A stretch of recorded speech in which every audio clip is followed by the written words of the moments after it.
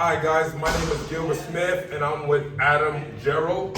And he asked me to show something. I'm gonna show a cool exercise you can do by yourself at home. All you need is a medicine ball and a wall to help you improve your muscular endurance and your power, right? So check this out, Adam. So you're gonna take this medicine ball and you're gonna get into like throwing. I'm a southpaw, so my lead hook is my right hand, so I typically start there. So you're gonna take this and you're gonna press this ball. You're gonna turn your hips over. This is really more about your hips and your core than it is about your arm. Your arm is just gonna be a good structure where I have my elbow behind my wrist, have it parallel to the floor, and as I'm turning it over, I'm turning my hips over and I'm squeezing for about 30 seconds. Let's squeeze, squeeze, squeeze, squeeze, squeeze. The whole goal is like, I'm trying to push this ball through the wall, right? So squeeze, squeeze, and then I drop. When I hit a bell, so I have a timer, then I'm throwing it. Right? So as your arm fatigue, then you're gonna have to work through that lactic acid you build up just from the squeeze, right? So you give it a try.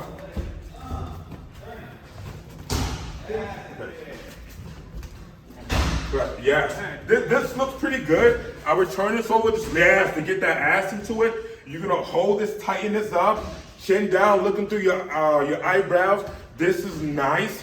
You're looking pretty good. And then you're gonna squeeze, squeeze, squeeze, squeeze, squeeze. Time, drop. Then shadow, yes. Good, good, good, good. Nice, relax. Okay.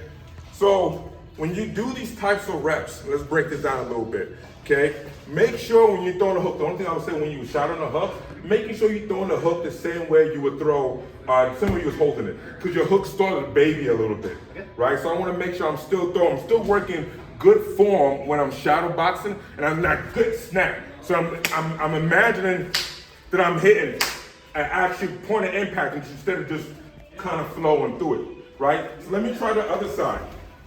Just, of course, you're gonna do it on both sides, right? So once again, so I'm right here and I'm turning and I'm really trying to get my ass into it. Really trying to get my ass. Like I said, it's actually kind of tiring. We done finished working out, so I'm already fatigued. But when you do this, you want to try to hold it for a good 30 seconds. When you get more advanced, maybe for a good minute, and you go there. Now, if you have a bag at home, maybe you punch the bag. Or like for this, the way I would do this for real, I would actually punch this because it's padding. But if you don't have padding at home, then you just shadow it, or maybe you have someone hold the ball or whatever, kicks and beat. So now if you're squeezing, now we'll go.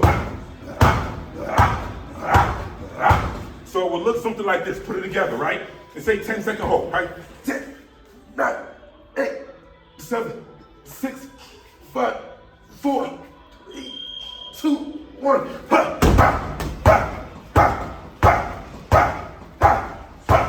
Maybe a good 10 punches. Okay, let's give that a shot. Okay, make sure when you do hit it, you don't have to hit it as hard as I was.